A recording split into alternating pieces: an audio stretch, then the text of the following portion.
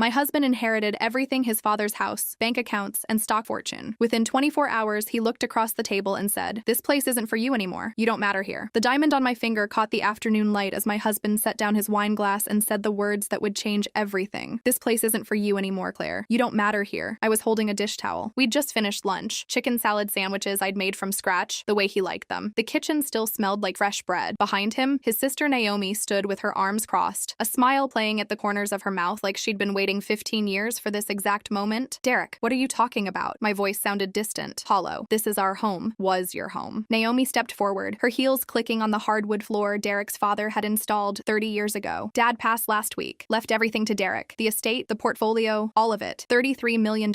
And my brother finally woke up to reality. I looked at Derek, waiting for him to tell her she was wrong, to laugh it off, to be the man who'd held my hand at his father's bedside 3 days ago while Raymond took his last breath. He didn't. "The estate attorney read the will yesterday," Derek said, his tone flat, mechanical. "I inherited everything, and I've decided—" He paused, took another sip of wine. "I've decided it's time we went separate ways." The dish towel slipped from my fingers. "We've been married 15 years. 15 years of you living off my family's generosity." He stood up, buttoned his jacket like he was heading to a business meeting. "You haven't worked since you were 29. No income, no prospects. You've been coasting on my father's kindness." "I took care of Raymond," I whispered, "for 3 years, full-time." Naomi laughed, a sharp, cruel sound. "Oh, please. You sat in his house and watched TV while collecting a free ride. Everyone knew what you were doing. You married into money. That's not—" "I want you out by tomorrow morning," Derek interrupted. His eyes were cold, empty, nothing like the man who'd proposed to me on a beach in Maui. "Take your personal clothes. Everything else stays. The furniture, the jewelry, the car, all of it belongs to this house. Consider it payment for 15 years of free rent." My legs went numb. "Where am I supposed to go?" "Figure it out." He walked past me toward the stairs. "Get a job. Join the real world for once." Naomi lingered, savoring my shock. "You know what's pathetic? You actually thought you mattered. Raymond felt sorry for you, that's all. Now that he's gone," she shrugged. "Welcome to reality." I locked myself in the guest bathroom and pulled out my phone with shaking hands. Lawrence Reeves. I hadn't spoken to him in 8 years, not since he'd handled some paperwork when Derek and I bought our first house. But he was the only attorney whose number I still had saved. My fingers fumbled on the screen, 3 attempts before I could dial. "Claire?" His voice was warm, surprised. "Is everything okay?" "No." The word came out broken. "No, it's not. Lawrence, I need help. Derek's father passed away last week and—" "Raymond passed? I'm so sorry. I didn't know. Thank you. But that's not—" "Derek inherited everything. $33 million.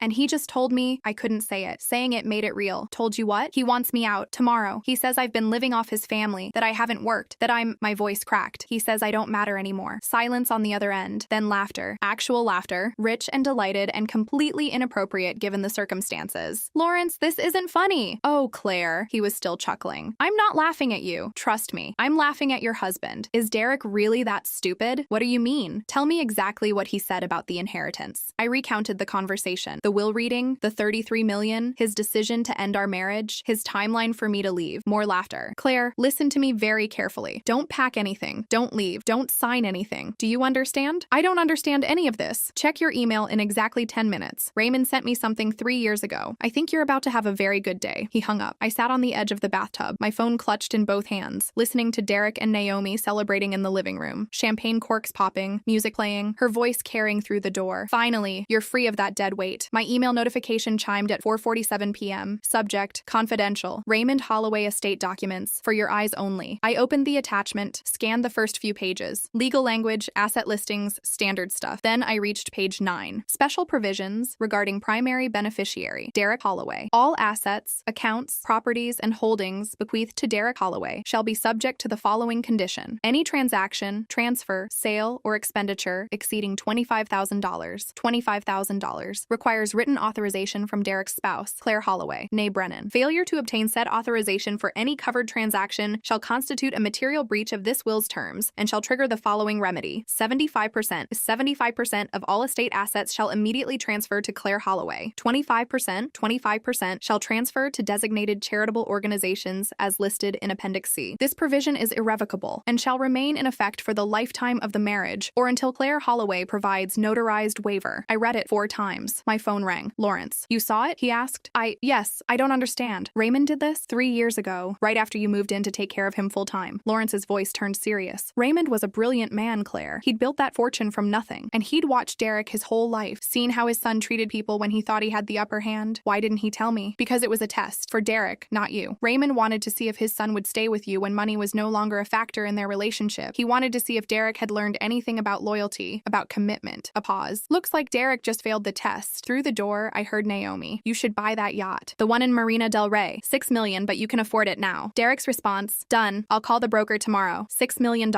Without asking me. Lawrence, I said quietly. What do I do? Nothing. His voice was ice cold now. You do absolutely nothing. Let him spend. Every purchase over $25,000 without your written approval is a violation. The more he spends, the more violations accumulate. Don't warn him. Don't tell him you know. Let him hang himself with his own rope. That feels wrong. Claire, he just threw you away like garbage after you spent 3 years caring for his dying father. After 15 years of marriage, he told you that you don't matter, that you're dead weight. Lawrence's voice softened. Sometimes the best revenge is just stepping back and letting someone destroy themselves. I checked into the Fairmont downtown that night, paid cash for 3 nights, $847 from the emergency fund I'd kept hidden in my makeup bag for years. Derek didn't know about it. He'd never known about it. The room was small but clean, 23rd floor, view of the city lights. I sat on the bed and opened my laptop. Subject, access granted, estate account monitoring. Lawrence had given me read-only access to Derek's inheritance accounts through the estate management system. I couldn't move money, but I could watch every transaction in real time. I pulled up the dashboard. Primary account, $11,400,000 investment portfolio, $18,200,000 real estate holdings, $3,400,000, $33 million, all sitting there, all technically his, for now. My phone buzzed. A text from Derek. Since you're clearly refusing to be reasonable, I've changed the locks. Your things will be on the porch tomorrow. Collect them by noon or they go to Goodwill. I didn't respond. Another text. And don't even think about trying to claim anything in the divorce. You signed a prenup. I had signed a prenup 15 years ago when I was young and in love, and Derek's parents had insisted. Standard stuff. No alimony. Keep what you brought into the marriage. Split shared assets 50-50. It was ironclad. It was also completely irrelevant now. I opened Raymond's will again. Reread page 9, page 10, page 11. Raymond had been meticulous. Every loophole closed. Every contingency planned. He'd even included a provision about coercion. Any attempt by Derek Holloway to pressure, intimidate, or force Claire Holloway to waive these protections shall result in immediate forfeiture of all assets. My father-in-law had protected me better than my own husband ever had. I cried that night, not from sadness, from the strange, overwhelming relief of discovering I hadn't been as alone as I'd thought. Day 2, Friday. I watched the transactions roll in at 9:47 a.m. Wire transfer, $175,000. Mercedes-AMG GT Coupe, 11:23 a.m. Wire transfer, $89,000. Rolex Yachtmaster 2, 2:15 p.m. Stock sale, $2,100,000. Various holdings, 3:34 p.m. Wire transfer, $6,200,000. Marina del Rey, yacht brokerage. Derek was burning through money like it was oxygen. None of it with my approval. All of it in violation. Lawrence called at 4:00 p.m. He's at $9 million now. $9 million in unauthorized transactions in less than 36 hours. That's aggressive even for an idiot. Should I stop him? God, no. Let him keep going. The more he spends, the clearer his intent. This isn't accidental. This is systematic disregard for the will's terms. That night, Derek posted on Instagram a photo of him on the yacht, champagne glass raised, sunset behind him. Caption: sometimes you have to cut dead weight to really soar. Here's to new beginnings and living life on my terms. Blessed life. No regrets. Fresh start. 300 likes in 20 minutes. Comments poured in. You deserve it, bro. Living the dream. Finally free. Nobody asked about me. Nobody mentioned Raymond. Nobody questioned where the sudden wealth had come from or what had changed. I screenshot the post, sent it to Lawrence. His response: this is gold. Keep everything. Screenshots, receipts, texts. We're building a pattern. Day 5, Monday. New transactions. Wire transfer, $450,000. Porsche 911 Turbo S. Wire transfer, $78,000. First class tickets to Paris, 2 seats. Wire transfer, $125,000. Penthouse suite, Hotel Plaza Athénée, 2 weeks, Paris. With Naomi, presumably. Celebrating his freedom. Total unauthorized spending, $12,317,000. Lawrence filed the emergency motion that afternoon. Stephanie Chen was the estate litigation specialist he brought in. 41 years old, Princeton Law, partner at Morrison & Associates. She'd handled 300 contested estate cases in 15 years. Won 94% of them. We met in her corner office downtown. Floor-to-ceiling windows. View of the bay. Mrs. Holloway. She shook my hand. Her grip was firm, confident. I've reviewed Raymond's will. It's airtight. Your husband violated the spending provisions 12 times in 5 days. That's not accidental. That's willful disregard. What happens now? We file for immediate freeze on all accounts pending judicial review. We present evidence of the violations. We request emergency hearing. She pulled out a timeline she'd created. If the judge agrees, and she will, Derek's cards stop working, his access ends, and we begin the asset transfer process. How long? Fast track? 2 weeks? Maybe 3? I felt dizzy. And he doesn't know yet? He has no idea. Stephanie smiled. It wasn't kind. The notice will be served tomorrow morning at 9 a.m. Pacific time. His flight to Paris leaves at 3 p.m. By the time he lands, everything will be frozen. Won't he suspect something? Lawrence shook his head. Derek thinks you're powerless. That's his weakness. He's so convinced of your irrelevance that he won't see this coming until it's too late. late. One more thing, Stephanie said. The house Derek kicked you out of, Raymond put it in a family trust 3 years ago. You're listed as primary beneficiary. Legally, it's your house. Derek's been living there as a guest. What does that mean? It means we're serving him an eviction notice tomorrow, effective immediately. Tuesday morning, 9:03 a.m. My phone rang. Unknown number. Mrs. Holloway? This is Jeff Martinez, process server with Priority Legal Services. I'm at 847 Rosewood Drive. I have documents for Derek Holloway, but he's refusing to open the door. I could hear shouting in the background. Derek's voice, muffled but furious. He has to accept them? I asked. No, ma'am. I can leave them at the door. They're legally served either way. Just wanted to confirm the address. That's correct. Thank you. I hung up and opened the estate monitoring dashboard. Account status. Frozen. Pending judicial review access level. Restricted. Court order 2224 CV 8847. Every account, every card, every line of credit, locked. My phone buzzed. Text from Derek. What the hell did you do? I didn't respond. Another text. My cards aren't working. My accounts are frozen. Call me. I blocked his number. He called from Naomi's phone. I declined. He tried email. Claire, this is insane. We need to talk. Whatever you think you're doing, you're making a huge mistake. Call me. I archived it unread. At 3:47 p.m., I received a notification that Derek's flight to Paris had departed on time. At 11:23 p.m. Paris time, 2:23 p.m. Pacific, my phone rang. Derek's name on the screen. He must have gotten a new number or called from the hotel. I let it ring 4 times, then answered. His face appeared on FaceTime. He was in a hotel room. Expensive, lavish, floor-to-ceiling windows showing the Eiffel Tower lit up at night, but his expression was panicked. What did you do? No greeting, no preamble. Our accounts are frozen. My cards don't work. The hotel is threatening to cancel our reservation because the deposit didn't process. What the hell did you do? I was sitting in my Fairmont room, eating takeout Thai food from a plastic container. Hi, Derek. Don't hi, Derek me. Answer the question. I didn't do anything, I said calmly. You did. What are you talking about? Did you read page 9 of your father's will? His face went pale. Actually, pale. The color drained like someone had pulled a plug. What? Page 9. The special provision section. Did you read it?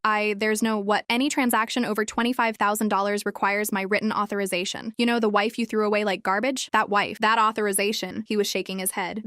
There's no provision like that. Check your email. My attorney sent everything to your estate lawyer 6 hours ago. I took another bite of pad thai. You've spent $12 million in 5 days. $12 million in unauthorized transactions. Every single one is a violation. Violations of what? Your father's will. The will that left you $33 million with one simple condition. Treat me with respect. I set down my fork. You failed. Claire, wait. According to the terms, 75% of all assets transfer to me when you violate the spending provisions, which you did, repeatedly, willfully. That's impossible. The yacht? Mine now. The cars? Mine. The watches? Mine. The stocks you sold? Those proceeds? Also mine. His hand was shaking so badly the phone image kept bouncing. You're lying. Check with your lawyer. Oh, wait. Can you afford one now? Because your accounts are frozen pending the hearing. Claire and Derek, that house you kicked me out of, your father put it in a trust with me as beneficiary. You've been living in my house. There's an eviction notice being served today. You have 72 hours to remove your belongings. This is insane. You can't. I already did. I leaned closer to the camera. You remember what you said? This place isn't for you anymore. You don't matter here. You were right. That place isn't for me because that place is about to be sold and I'm buying something better. Please. His voice cracked. Please, Claire. I'm sorry. We can fix this. 50-50. I'll split everything. Just call your lawyer. You told me I was worth nothing, that I'd been living off your father's generosity, that I was dead weight. I smiled. Raymond disagreed. He thought I was worth $25 million. 75% of $33 million, minus what you've already wasted. I'll pay it back. With what money, Derek? Your accounts are frozen. You're stuck in Paris with maxed out credit cards and no way home. Naomi too, I assume. I saw the 2 first-class tickets. His jaw clenched. She's my sister. She called me pathetic, said I married into money and that Raymond only tolerated me out of pity. I paused. The judge is going to love hearing that in court. Really helps establish motive for why you both wanted me gone. There's no hearing. This is illegal. I'll sue you for everything. See you in 2 weeks, Derek. I've got an excellent attorney, Stephanie Chen, Princeton Law, 94% success rate in estate litigation. Look her up. I held up my container of pad thai. Enjoy Paris. Oh wait, you can't. Your cards don't work. I ended the call, set down the phone, ate another bite of noodles. For the first time in 5 days, I felt hungry. The emergency hearing was scheduled for Friday, October 13th. Judge Helen Martinez presiding, 62 years old, 34 years on the bench, notorious for her intolerance of estate manipulation. We met in conference room B at Morrison & Associates Thursday afternoon to prepare. Me, Lawrence, Stephanie, and a financial analyst named Trevor Park, who'd been brought in to document Derek's spending pattern. Trevor had created a presentation. 63 slides. Every transaction highlighted, every violation documented, color-coded by severity. This is the most blatant case I've seen in 20 years, he said, clicking through the slides. Mr. Holloway spent $12.4 million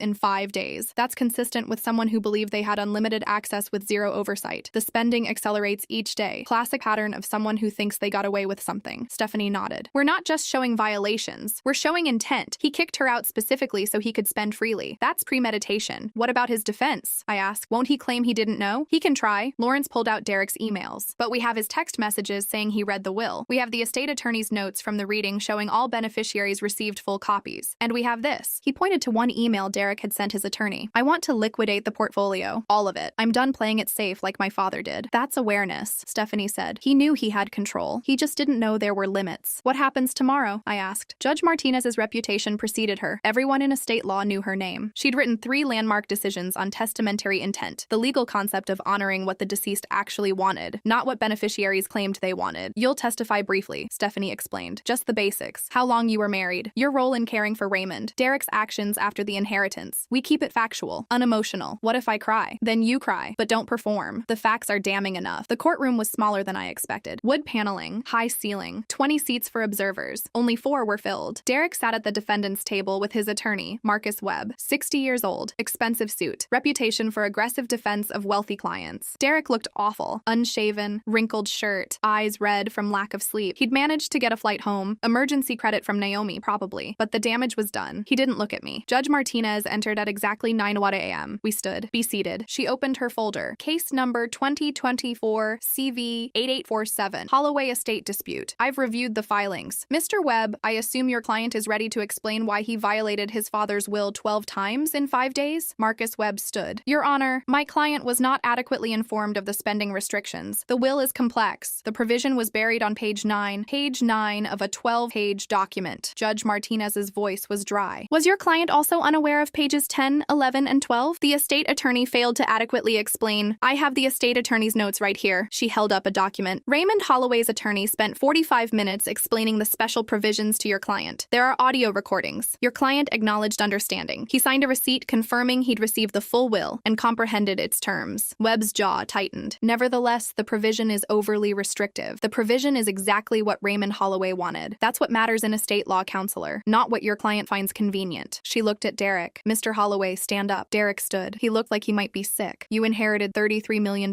from your father, correct? Yes, Your Honor. And within 24 hours, you told your wife, who'd spent 3 years caring for your dying father, that she didn't matter anymore and demanded she leave, correct? It wasn't like that. Answer the question. Yes. And then you spent $12 million in 5 days without her authorization, knowing she was required to authorize transactions over $25,000, correct? I didn't think that's clear. Judge Martinez flipped through more papers. You bought a yacht, 2 cars, a watch worth $89,000. You liquidated stocks. You booked a trip to Paris. She looked up. All while your wife was living in a hotel room eating takeout because you'd locked her out of her own home. It's not her home. It absolutely is her home. The property is held in the Holloway Family Trust with Mrs. Holloway as primary beneficiary. Your father established that trust 3 years ago. You've been living there as her guest. She set down the papers. Here's my ruling. The spending violations are clear, numerous, and willful. 75% of all estate assets transfer immediately to Claire Holloway. The remaining 25% transfers to the charitable organizations designated in Appendix C. Derek's face went white. Your Honor, that leaves me with nothing. It leaves you with exactly what you said your wife was worth. Nothing. Judge Martinez signed the order. Immediate asset freeze lifted only for Mrs. Holloway's benefit. Mr. Derek Holloway is enjoined from further access to any estate accounts, properties, or holdings pending final transfer. Your Honor, please. Furthermore, Mr. Holloway is ordered to vacate 847 Rosewood Drive within 72 hours. All personal effects only. Furniture, vehicles, and other estate property remain with Mrs. Holloway. She banged her gavel. Case closed. The hallway outside the courtroom was chaos. Marcus Webb was on his phone arguing with someone. Naomi was there. She'd apparently flown back from Paris separately, screaming at Stephanie about theft and injustice. Derek just stood there, empty, broken. I walked past him toward the elevator. Claire, I stopped, didn't turn around. Claire, please, we can fix this. I'll do whatever you want. We can stay married. We can— Derek, I turned to face him. You told me I didn't matter, that I'd been coasting on your father's generosity for 15 years, that I was dead weight who needed to get a job and join the real world. I was angry. You were honest. For the first time in 15 years, you were completely honest about how you saw me. I stepped closer. Your father knew. He knew exactly who you were. That's why he put those provisions in the will. He was giving you one last chance to prove you'd learned something about loyalty, about commitment, about treating people with basic decency when you didn't need them anymore. I love you. You love what I did for you. Cooking your meals, managing your household, taking care of your dying father so you didn't have to. My voice stayed level. But the moment you had money and thought you didn't need me anymore, you threw me away. 24 hours, Derek. That's how long your love lasted when tested. Stephanie touched my arm. Claire, we should go. I looked at Derek one last time. He'd aged 10 years in 2 weeks. The yacht owner swagger was gone. the arrogance, the certainty. Your father tried to teach you something, I said quietly. He tried to show you that money without character is worthless, that people matter more than portfolios, that the woman who stands by you when you have nothing is worth more than all the yachts in Marina del Rey. I walked toward the elevator. Claire! Naomi's voice, shrill and desperate. You can't do this. That's our father's money, our legacy. I pressed the elevator button. He worked his whole life for that, she continued. And you're just taking it? You gold-digging? Ms. Holloway. Stephanie's voice cut like ice. Another word, and we add slander to our list. I suggest you focus on finding new accommodations. The eviction notice on your brother's property extends to any guests residing there. The elevator arrived. We stepped inside. As the doors closed, I saw Derek sink onto a bench, head in his hands. Naomi standing over him, still screaming about lawyers and appeals and justice. The elevator descended in silence. How do you feel? Lawrence asked. I thought about it. Really thought about it. Free, I said finally. Like I can breathe for the first time in 15 years. 6 months later, the house sold for $2.3 million.